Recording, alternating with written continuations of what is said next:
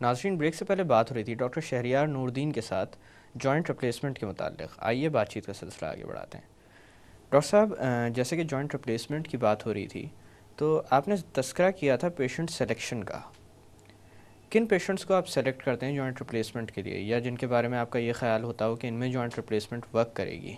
یہ کس بنیاد پر آپ فیصلہ کرتے ہیں؟ بہت سارے فیکٹرز کو دیکھ کے ایک فیصلہ ہوتا ہے کہ پیشنٹ کو سرجری کی ضرورت ہے یا نہیں.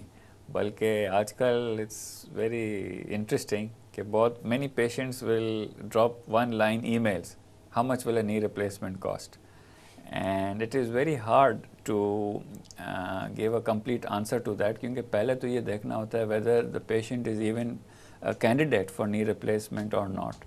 تو بہت سارے فیکٹرز ہوتے ہیں اس میں. ایک تو دیکھنا ہوتا ہے کون سی بیماری ہے، کون سا قسم کا آرتھرائٹس ہے، کیونکہ امپلانٹ کی سلیکشن بھی اس کے مطابق ہوتی ہے. پھر مریض کی عمر دیکھنی ہوتی ہے، مریض کو اور کوئی بیماری تو نہیں ہے، اور اگر خدا نہ خواستہ کوئی اور بیماری ہے، جیسے کیونکہ یہ سرجری ہوتی ہی انہی ایج گروپ میں ہے جب ڈائبٹیز ہو، بلڈ پریشر ہو، خدا نہ خواستہ پہلے کوئی ہارٹ اٹیک ہوا ہو، یہ اسی ایج گروپ میں ہوتا ہے. جی. تو اسی لیے دیکھنا ہوتا ہے کہ یہ جو باقی بیماریاں ہیں یہ ویل کنٹرولڈ ہیں یا نہیں کنٹرولڈ ہیں. اور پھر جو ایک میں اپنے لیے یوز کرتا ہوں وہ ہے کہ پیشنٹ کتنا موٹیویٹڈ ہے اپنی زندگی کو، اپنی کوالٹی آف لائف کو بہتر کرنے کے لیے. اینڈ دین پھر یہ بھی دیکھنا ہوتا ہے کہ ایکس ریز پہ جو آرتھرائٹس ہے وہ بہت زیادہ ایڈوانسڈ تو نہیں ہے، کیونکہ اگر بہت زیادہ ایڈوانسڈ ہو تو اس میں بھی سرجری کے ریزلٹس اتنے اچھے نہیں ہوتے ہیں. تو اسی لیے ایک بڑا فائن بیلنس ہوتا ہے ان سب ویریبلس کا، اور پھر انسان فیصلہ کرتا ہے کہ سرجری کرنی چاہیے یا نہیں. And the same almost most of these variables یہ بھی ڈیسائیڈ کرنے میں مدد کرتے ہیں کہ آیا ایک جوڑ کا کرنا چاہیے یا دونوں جوڑ کا ایک ہی اینستھیزیا کے سیٹنگ میں کرنا چاہیے یا ون ایٹ اے ٹائم کرنا چاہیے. اچھا ڈاکٹر صاحب، اکثر و بیشتر میں نے یہ مریضوں کو کہتے ہوئے سنا ہے کہ جوائنٹ کا گیپ بڑھ گیا تھا اس لیے سرجری ایڈوائز کر دی گئی. تو جوائنٹ کے درمیان جو گیپ ہوتا ہے اس سے کوئی تعلق ہے سرجری کا؟ اچھا سوال ہے. یہ جو جوائنٹ کا گیپ ہے جو ہمیں ایکس ریز پہ نظر آتا ہے وہ ایکچولی کارٹلیج کہلاتا ہے، جسے نرم ہڈی کہتے ہیں. اور کارٹلیج میں وہ کیونکہ اتنا کیلشیم نہیں ہوتا ہے اس لیے وہ ایکس رے پہ بلیک اسپاٹ نظر آتا ہے. اور ہوتا یہ ہے کہ جو کارٹلیج ہے وہ باڈی کے ویئر اینڈ ٹیئر کے ساتھ کم ہوتا جاتا ہے، پتلا ہوتا جاتا ہے. ایوریج نی جوائنٹ میں 5 to 10 ملی میٹرز کا کارٹلیج کا گیپ ہوتا ہے.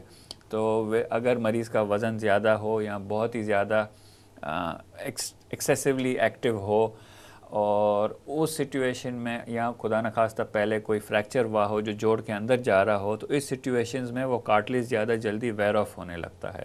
یا آن دی ادر ہینڈ اگر کوئی گٹھیا ہو، رومیٹوئڈ آرتھرائٹس ہو، تو اس میں بھی جو جھلی ہے وہ کارٹلیج کو آہستہ آہستہ ڈیزالو کر رہی ہوتی ہے. تو وتھ ٹائم وہ کارٹلیج جب ختم ہوتے جاتا ہے تو وہ گیپ کم ہوتے جاتا ہے اور پھر ہڈی کے اوپر رگڑنے لگتی ہے.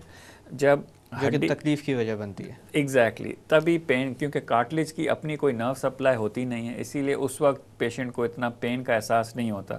لیکن جب ہڈی کے اوپر رگڑنے لگتی ہے تب مریض کو ایک تو پین بھی شروع ہوتا ہے، اینڈ دین دے فیل کٹ کی آوازیں بھی جب ان کے جوائنٹس ہلتے ہیں، اور وہ پھر پین کا ایک عمل شروع ہو جاتا ہے. اور ارلی سٹیجز میں دواؤں سے کام ہو جاتا ہے، لیٹر سٹیجز میں they don't respond to pain medicines. اچھا ڈاکٹر صاحب، اکثر و بیشتر یہ بھی دیکھا گیا ہے کہ جب ایک پیشنٹ کی سلیکشن ہو جاتی ہے اس کو ایڈوائز بھی کر دیا جاتا ہے جوائنٹ ریپلیسمنٹ کا، کیونکہ ایک بڑی سرجری ہے اور اس کی کاسٹ بھی زیادہ ہے، اس لیے لوگ زیادہ تر بہت وقت لیتے ہیں یہ فیصلہ کرنے میں کہ آیا سرجری کروائی جائے یا نہیں کروائی جائے. ان کی جو یہ تاخیر ہوتی ہے یہ سرجری کی کامیابی پر کیا اثر انداز ہوتی ہے؟ بالکل، there are no two things about it. And میں آپ کو ایک اسٹڈی بھی ہوئی تھی. میں ایکچولی کیونکہ میری ٹریننگ جو ہے اس طرح سے ہے کہ میں نے کچھ اپنی ٹریننگ کا حصہ پاکستان میں کیا ہے، جوائنٹ ریپلیسمنٹ کی ٹریننگ کا حصہ میں نے بوسٹن میں، ہارورڈ میں کیا ہے، اور پھر وینکوور میں کینیڈا میں بھی کیا ہے. جو کینیڈین ہیلتھ سسٹم ہے اس میں پہلے کچھ سالوں پہلے تک اگر کوئی مریض کو اسائن کر دیا جاتا ہے کہ اس کو نی ریپلیسمنٹ کی ضرورت ہے، وہ کیونکہ ایک طرح سے ویلفیئر سسٹم ہے، لوگ اپنے ٹیکسز دیتے ہیں تو سرجری کے لیے انہیں کوئی پیسے نہیں دینے ہوتے ہیں، وہ لسٹ پہ لگ جاتے ہیں، صحت سرکاری ذمہ داری ہوتی ہے. ایگزیکٹلی. اینڈ تو ہوتا یہ ہے کہ کچھ سال پہلے تک 3 سال لگتے تھے لسٹ پہ آنے کے بعد آپ کی آپریشن تک باری آنے میں. تو اس پہ بھی کافی ریسرچ ہوئی ہے کہ جو 3 سال تک انتظار کر کے آپریشن کرواتے ہیں، یا ان کو کمپیئر کیا گیا تھا یو ایس کے مریضوں سے جو ودن 2 to 3 months جب پتہ چل جاتا ہے کہ آپ کو آپریشن کی ضرورت ہے اور آپریشن کروا لیتے ہیں، اور جو لوگ 3 سال تک انتظار کے بعد آپریشن کرواتے تھے ان کے ریزلٹس میں بہت زیادہ فرق تھا. ان کی جو کوالٹی آف لائف ہے سرجری سے پہلے اور سرجری کے بعد بھی مارجنلی اس میں فرق تھا، in the sense of activities of daily living. Pain تو ان کا ختم ہو جاتا ہے آپریشن کے بعد، لیکن جو ان کے روزمرہ کا چلنا پھرنا ہے اس میں اتنا زیادہ فرق نہیں رہا آفٹر ویٹنگ فار 3 years. تو اسی لیے کینیڈین گورنمنٹ نے جب یہ اسٹڈی کی، جب ریزلٹس آئی تھی پارلیمنٹ میں ڈسکس ہوئے تھے اور آرتھوپیڈک لوگوں کو بڑھایا گیا تھا، باہر کے ملکوں سے بھی بلایا گیا تھا، اور اب ان کی ویٹنگ لسٹ ہو گئی ہے تقریباً 2 to 3 months. اور اب انہوں نے میں 2 سینٹرز کو جانتا ہوں جہاں یہ اسٹڈی ہو رہی ہے، میں نے ان کے پریلیمنری ریزلٹس بھی دیکھے ہیں، کچھ عرصے میں پبلش ہو جائیں گے. بڑا فرق ہے. اب وہ جو 2-3 مہینے میں جن کی سرجری ہو جاتی ہے they are back to playing golf 18 holes golf after 3 to 4 months، جو کہ آسان کام نہیں ہوتا ہے، لیکن وہاں پہ مریضوں کو چلنا پڑتا ہے.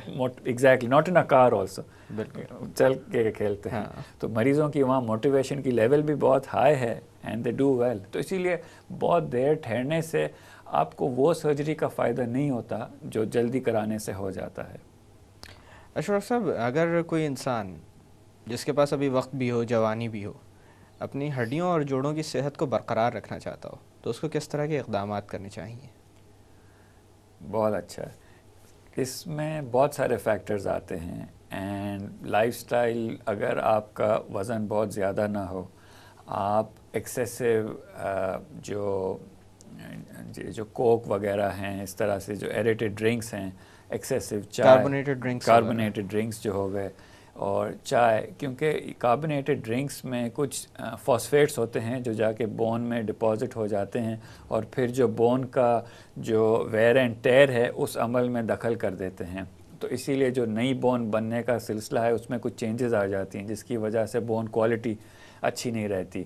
تو ویٹ کم کرنا، کاربونیٹڈ ڈرنکس ہو گئے، اور لیک آف ایکسرسائزز، یہ چیزیں جو ہیں مسئلہ کرتی ہیں. تو اسی لیے اگر ہم ایکسرسائزز کریں، not too much not too little, weight کو کنٹرول میں رکھیں اور اوورلی کسی چیز میں انڈلج نہ ہو، کاربونیٹڈ ڈرنکس ہو گئے اینڈ ٹی، اس طرح کی چیزیں، تو then that gives you a good bone health. اس کے ساتھ اب کافی اسٹڈیز آ گئی ہیں کہ پوری دنیا میں یہ، بلکہ اس وقت ہوا تھا وائٹامن ڈی کا جو مسئلہ تھا 2002 یا 3، I am a little grey on the exact year, لیکن اس وقت باسٹن میں جن لوگوں کے ہپ اور نی ریپلیسمنٹس ہو رہے تھے ان میں کسی نے اسٹڈی کی تھی کہ وائٹامن ڈی کتنا لوگوں میں کم ہے، and it turned out to be 24 یا 27% لوگوں میں امریکہ میں جو اس وقت نی ریپلیسمنٹس ہو رہے تھے وائٹامن ڈی کی کمی تھی.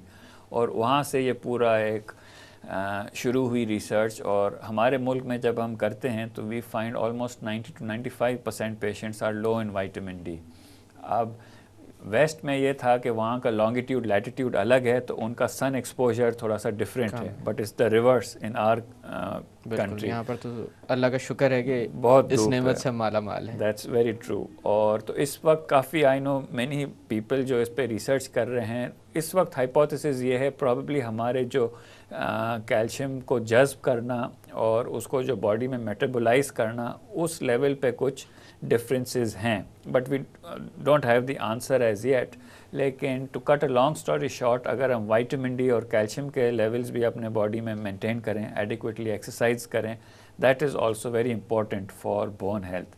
سملرلی کیونکہ یہ آرتھرائٹس کا فنومینا تو ہم ایلڈرلی ایج گروپ میں دیکھتے ہیں، تو ایک اور ایشو جو آتا ہے وہ آسٹیوپوروسس کا آتا ہے. اسپیشلی اگر ہم لیڈیز میں دیکھیں، ویسٹ میں کہا جاتا ہے کہ ایٹ دی ایج آف 70+ آدمیوں میں بھی ہو جاتا ہے، اور عورتوں میں مواری بند ہونے کے بعد یہ عمل شروع ہو جاتا ہے. ہماری سوسائٹی میں یہ ایجز تھوڑی سی کم ہیں، تو اسی لیے اگر ہم اپنی بون ڈینسٹی کا بھی خیال رکھیں اور ایڈیکویٹ کیلشیم وائٹامن ڈی لیں، so that goes a long way to keep bones healthy. Doctor صاحب یہاں پہ تھوڑی دیر کے لیے باتوں کا سلسلہ روکتے ہیں. ناظرین وقت ہو ایک چھوٹی سی کمرشل بریک کا. بریک سے واپس آ کر جوائنٹ ریپلیسمنٹ کے متعلق مزید بات کی جائے گی. Stay tuned.